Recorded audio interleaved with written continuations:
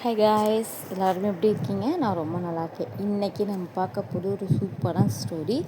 End of the டே இந்த story பார்த்திங்கன்னா இன்றைக்கி பார்ட் 1 ஷேர் பண்ணுறேன், இல்லை எபிசோடு 1 அந்த மாதிரி கூட வச்சுக்கலாம். அண்ட் இதோட கண்டினியூஷனாக ஷேர் பண்ணுவேன். எண்ட் ஆஃப் த ஸ்டோரியில் உங்களுக்கு ஒரு நல்ல பாடம் நீங்கள் கற்றுக்குவீங்க, ஓகேங்களா? அண்ட் அதே மாதிரி பார்த்திங்கன்னா இந்த கதையில் டிஸ்க்ளைமர் கொடுத்துக்கிறேன். இந்த கதையில் உள்ள கதாபாத்திரங்களோட பேரோ அல்லது சம்பவங்களோ இது எல்லாமே உங்களுக்கு இல்லை. ஸோ வீடியோ பார்த்துட்டு வீடியோ பிடிச்சிருந்துச்சுன்னா மறக்காமல் வீடியோக்கு ஒரு லைக்கும், என்னோடய சேனலுக்கு ஒரு சப்ஸ்கிரைபரும், மறக்காமல் ஒரு பிங்க் கலர் ஹார்ட்டும் கொடுத்துருங்க. எனக்கு பிங்க்னால் ரொம்ப பிடிக்கும். ஸோ இப்போ வீடியோக்குள்ளே போயிடலாமா? வீடியோக்கு போகலாம். அண்ட் மறக்காமல் இன்னொரு செய்தி சொல்லிவிட்டேன். அண்ட் மோர் இன்ட்ரெஸ்டிங்கான வீடியோஸ்க்கு நம்ம சேனலை சப்ஸ்கிரைப் பண்ணிவிட்டு கூடவே மெம்பர்ஷிப்லேயும் ஜாயின் பண்ணிக்கோங்க. அண்ட் உங்களுக்கு விருப்பம் இருந்துச்சு அப்படின்னா சூப்பர் தேங்க்ஸ் பண்ணலாம். அது எனக்கு கொஞ்சம் மோட்டிவேஷனாக இருக்கும், ஓகேங்களா? ஸோ இப்போ வீடியோக்குள்ளே போயிடலாமா? வாங்க வீடியோக்குள்ளே போயிடலாம். என் பெயர் கீதா, வயது 28. 3 வயதில் ஒரு குழந்தை உள்ளது. திருமணமான 2 வருடத்தில் என் கணவர் ஒரு சாலை விபத்தில் தவறிவிட்டார்.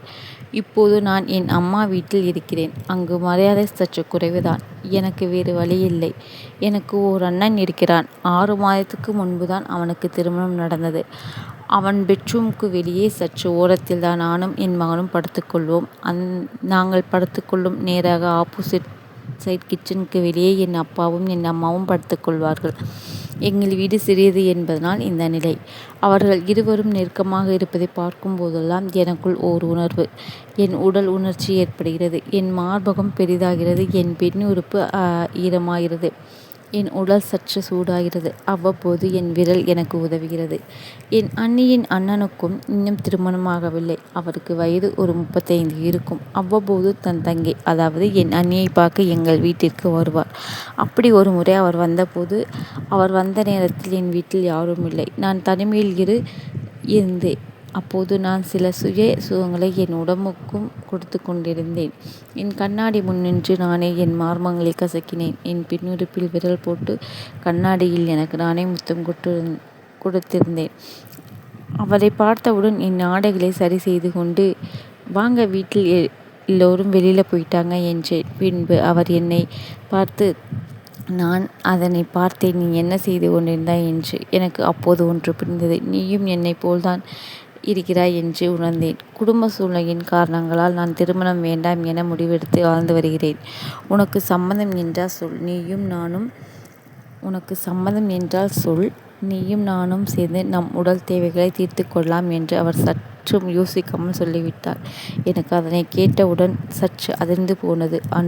மனதில் ஒரு பதட்டமும் தொற்றியது. பின்பு அவர் சென்ற பிறகு அவர் போகும்போதே சொல்லிவிட்டு சென்றார். நீ ஒன்றும் அவசரப்பட வேண்டாம். நன்றாக யோசித்து உனக்கு முழுக்க விருப்பம் என்றால் என் மட்டும் சொல். உன்னை எந்த விதத்திலும் நான் தொந்தரவு செய்ய மாட்டேன் என்றார்.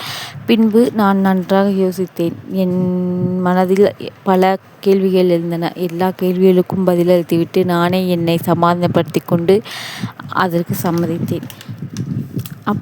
எப்போதெல்லாம் எங்களுக்கு தனிமை கிடைக்கும், எங்கள் வீட்டில் யாரும் இல்லையோ அப்போதெல்லாம் நானும் அவரும் உடலுறவு வைத்து கொண்டோம்.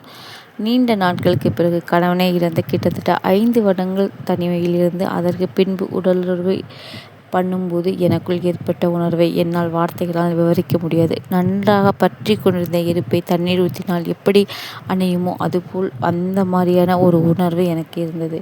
அவரும் என்னிடம் சொன்னார், நான் முதல் முறை உன்னுடன் தான் உடலுறவு கொண்டிருக்கிறேன். இதற்கு இவ்வளவு சுகமும் இவ்வளவு சந்தோஷமும் கிடைக்கும் என்று நான் எதிர்பார்க்கவில்லை என்றார். பின்பு 4 மணி நேரம் மீண்டும் கிட்டத்தட்ட 5 முறை நன்றாக பண்ணி நன்றாக சுகத்தை அனுபவித்தோம். இப்படியே 3 வருடங்கள் கழிந்தன. இந்த 3 வருடத்தில் சொல்ல முடியாத அளவிற்கு தனிமையில் கிடைக்கும் போதெல்லாம் நன்றாக உடலுறவு வைத்து சந்தோஷமாக இருந்தோம். எனக்கும் என் வாழ்க்கை சற்று நிம்மதியாக போய்கொண்டிருந்தது. என் பையன் ஸ்கூல் போகிறான். அப்பா அம்மாவும் என்னை நன்றாக பார்த்து கொண்டிருந்தனர் என்று என் வாழ்க்கை நகர்ந்தது. பின்பு ஒரு நாள் என் அப்பா வழி சொந்தக்காரர் ஒருவர் மூலம் ஒரு வரன் வந்தது. அதாவது எனக்கு 2ஆம் திருமணம் செய்ய வீட்டில் முயற்சி செய்ய ஆரம்பித்தார்கள். என் பெற்றோர் மறுமணம் செய்ய நினைத்தனர். ஆனால் அவர் என் மகனை ஏற்கவில்லை.